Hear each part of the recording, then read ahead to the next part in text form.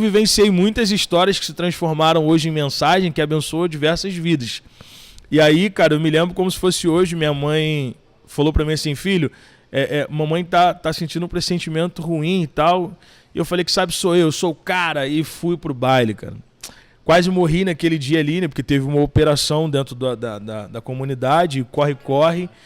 E eu quase morri, cara. Eu me lembro como se fosse hoje, quando eu cheguei em casa, apavorado, sem sangue, e assim, nervoso, minha mãe estava em pé na porta. Onde eu morava era 108 degraus para chegar na minha casa. Eita. E aí eu já subi, bufando. Quando eu botei o pé na porta, ela, pode falar para a mamãe o que aconteceu? Aí eu fui escrito, né? Eu te avisei.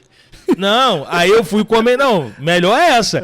Comentei com ela o que aconteceu. Ela falou assim, por volta de que horas que isso aconteceu? Eu falei assim, volta de 2h40, 3 horas. Ela começou a chorar.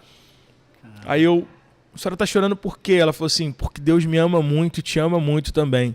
Porque nesse horário eu acordei pela madrugada e uma voz me dizia, clama por ele. Eu dobrei meu joelho e orei por você.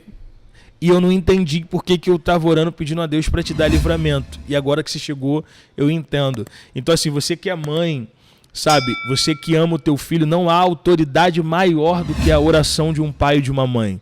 Eu fico muito triste quando eu vejo pessoas me procurar e falar, ora pelo meu filho. Cara, se você soubesse a oração que você que é mãe tem, que você que é pai tem, sabe? Às vezes a gente não tem noção do calibre que é essa coisa de ser herança, sabe? Filho é herança, ele tá ligado a você até depois da morte, ou seja, não tem ex-filho. Entende? Então, assim, a oração de mãe, você vê que na Bíblia, né, o pai, quando estava para morrer, os filhos iam lá para buscar as bênçãos na mão. Então, assim, sobre a mão do pai, a mão da mãe, há uma bênção, há uma força. E ali, cara, a gente começou a chorar junto. E acontece uma coisa muito bacana, que eu quero, assim, abrir um parênteses aqui, para abrir o olho, assim, que às vezes tem mães que vão assistir esse, né, que estão aqui com a gente, para elas entenderem o seguinte, quanto mais você mexe no reino espiritual, mais ele aflora para bagunçar e depois arrumar. É o que muitas pessoas param no meio do caminho, porque quando elas entram no propósito de oração, o filho começa a dar mais trabalho, o marido começa a dar mais trabalho, a mãe começa a dar mais trabalho. Então, assim, você fala, não vou orar mais não. Mas aí que tá, quando você ora, você começa, é como se fosse um tapete na sala há tempos sem ser mexido. Quando você começa a varrer, a casa está toda limpa, mas você sabe que existe ali debaixo do tapete algo que precisa mexer. A oração levanta o tapete. Então, assim, quando você levanta o tapete ali, cara, automaticamente vai vir poeira. Então, assim, muitas das vezes a pessoa não quer mexer naquilo ali. Aí ela ora um pouco, daqui a pouco ela entrega na mão de Deus e tira. Minha mãe não. Minha mãe, quando eu cheguei no estágio, assim, que ela já não aguentava mais, a oração dela foi uma. Deus, eu entrego ele em tuas mãos. O Senhor me deu, o Senhor sabe o que é melhor, eu não tenho mais força. Entende? Esse tipo de oração, porque tem mãe que está orando há 1, 2, 3, 10 anos pelo filho, a oração é, dá livramento, tem misericórdia. E aí ele continua aprontando e Deus dando livramento e tendo misericórdia.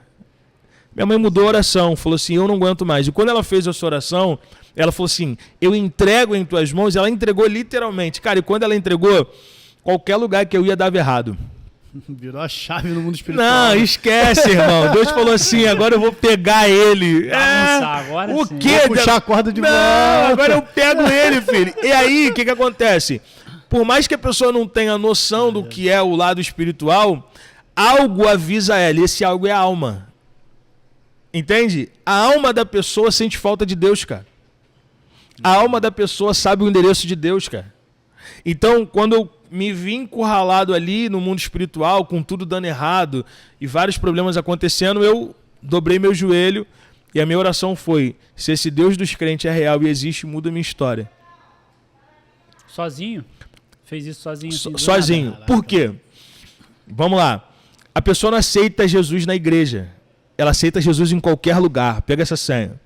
Qualquer lugar. Eu aceitei Jesus dentro da minha casa, quando eu morava sozinho, sem ninguém estar vendo. Eu levantei minha mão, comecei a chorar, e ali a presença de Deus me tomou, e eu confessei perante os homens. Perfeito. Então, assim, eu dentro da minha casa orando, fiz minha oração, E ali, cara, eu já senti, cara, quando eu acordei algo diferente. Coração, né, mano? Não, esquece. Sim, eu senti que alguma coisa estava diferente e eu quero passar essa senha para pessoas que querem voltar ou que estão afastadas ou que nunca foram, mas sentem vontade de ir. Cala a boca. É isso aí. Valeu. Cala a boca. Ou seja, olha o que aconteceu comigo. Eu tinha acabado de orar, eu mexi com o mundo espiritual e o diabo não trabalha naquilo que você pensa, ele trabalha naquilo que você fala. Sim.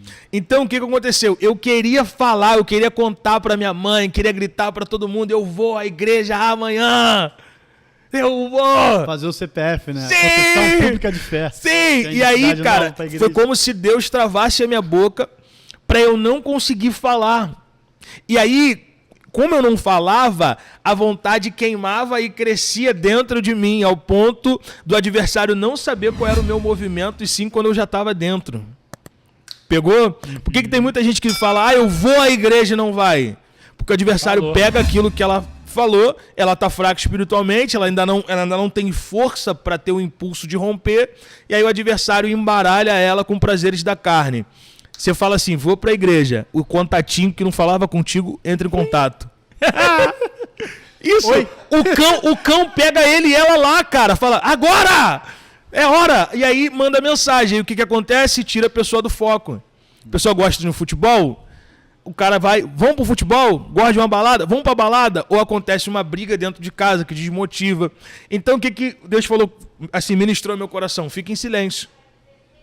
Fui pra igreja, cheguei lá na igreja, lá tinha uma missionária chamada missionária Denise, e ela tava de joelho lá na frente, né, orando, e eu cheguei, ela não me viu, eu dobrei o joelho, ela começou a ministrar a oração lá, e aí Deus, cara, o Espírito Santo de Deus testifica. Ela começou a fazer uma oração revelada, e a oração dela era pra mim. Caraca, irmão. Pô, e ela começou a orar e falar, Deus tá te dando livramento hoje, só você sabe, você tá tendo sonho, Deus tá te dando livramento, o cerco tá se fechando e Deus tá te dizendo que é noite de você tomar um posicionamento. E ela começou a falar aquilo ali, cara, não é emocionalismo, é razão. Porque uma coisa é a pessoa te emocionar, ela pegar o teu gatilho facial, outra coisa é a pessoa não estar nem ligada que você está ali e ela está falando, e ela estava falando aquilo que realmente eu estava vivendo. Porque todo mundo que estava ali de joelho já era da igreja. O único diferente ali era eu, que não era da igreja, mas estava ali. Terminou, ela levantou, começou o culto, e eu lá atrás. Aí veio um pastor da Bahia pregar, e aí o pastor pregou uma palavra que marcou meu coração, que foi Lucas capítulo 15, versículo 17. E caindo em si, disse, levantar-me-ei, irei ter com meu pai, e direi, pai, pequei contra ti e contra o céu, e já não sou mais digno de ser chamado de filho. Aquela palavra ali, cara, foi para mim. Quando ele começou a pregar, os tópicos que ele usou ali foi tudo que eu estava vivendo. Eu estava na lama, cara. E qual é a senha que eu tenho hoje? Que a lama faz a pessoa cair em si. Não é lição de moral, não é bater, não é humilhar, é o ambiente que ela tá. Ali a lama, ali eu caí em si. Eu falei, cara, o que eu tô fazendo aqui? O que eu tô vivendo? Entende? E aí ele foi, fez o apelo lá, quem quer aceitar e tal, não sei o quê. E aí eu, travado. Corrente me aprisionando ali, vai não. Sinistro, né, irmão? Sim. Aí ele não, é guerra espiritual. É espiritual. Nossa luta não é contra carne nem sangue. Aí, olha só, olha que bacana. Eu tô lá nessa batalha, e Deus começou a usar ele na profundidade. Ele falou assim: olha, tem um homem aqui, tem um jovem aqui, que Deus tem um carinho, uma obra muito grande na vida dele. E Deus manda te dizer que hoje começa a obra que ele tem na sua vida. A obra de Deus na tua vida é tão grande que você vai viajar os 4 cantos desse país, levando a palavra dele. E que hoje se inicia a obra que ele tem na sua vida. E você sabe que ele está falando com você. Aí, eu estava atrás de uma irmãzinha, aí a irmã se ligou, que era pra mim. Aí começamos a dançar. A irmã pegou a senha, aí começou a dançar. Tipo assim, eu tentando me esconder dele, e ela fazendo assim, ó, fala Deus. E assim, ó, pega ele, Deus. E aí eu tentando me esconder atrás dela. Aí ele, ó, e pra tu saber que eu sou, que é Deus que tá falando aqui, esse jovem tá no lado direito. E eu tava onde? Do lado direito. E outra, Deus manda te dizer logo pra poder fechar que esse jovem é você. Apontou pra mim. Aí eu arregalei o olho, né? Eu falei, ih, rapaz, e agora? Aí, coloca de pé a igreja. Aí todo mundo se colocou de pé e tal. Ele foi, fez o apelo. Aí olha a importância de quem tá na casa. É igual o filho pródigo, né? O filho pródigo volta. Aí o texto vai dizer que o filho que fica, que era pra poder fazer, ele tá com um complexo, né? Ele, mas eu tô aqui sempre e tal. E assim, não entende tá tão fora quanto. Que aquele momento ali era um momento ímpar. Aí olha o que um jovem fez. O jovem tava do meu lado e eu acorrentado, irmão. Eu sentia correntes me prendendo para eu não romper, para eu não tomar o primeiro passo. Por isso que tem gente que tem uma dificuldade enorme de dar o primeiro passo, irmão. Claro. Porque na lógica parece algo simples. Sim, é. Só ir lá na frente. Não, mas não é só ir lá na frente. Enquanto você tá dando um passo, guerra, 2, 3, 4, coisas estão sendo quebradas ali no movimento de ir. Por quê? Porque quando você tá lá na frente, você tá aqui, o convite está sendo feito. Quando você dá o primeiro passo, antes de você dar o primeiro passo, o teu coração já se entregou, pô. Entende? Então por isso que é difícil dar o primeiro passo. E aí o jovem que tava do meu lado encostou em mim. Não tem nada a ver com a vergonha em si. Não. Dá nada. Dá nada. Corrente, sim. Então, pô, é muito grande. São correntes, cara, ali. E ali, o jovem me encostou e falou assim, vamos, eu te ajudo. Maneiro, mano. Cara, eu ouvi. Isso é só pra quem crê. Eu ouvi correntes se quebrando, mano.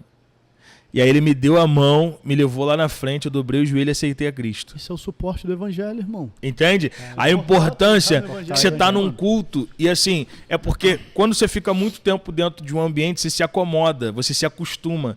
E aí você passa a tratar um lugar extraordinário como comum.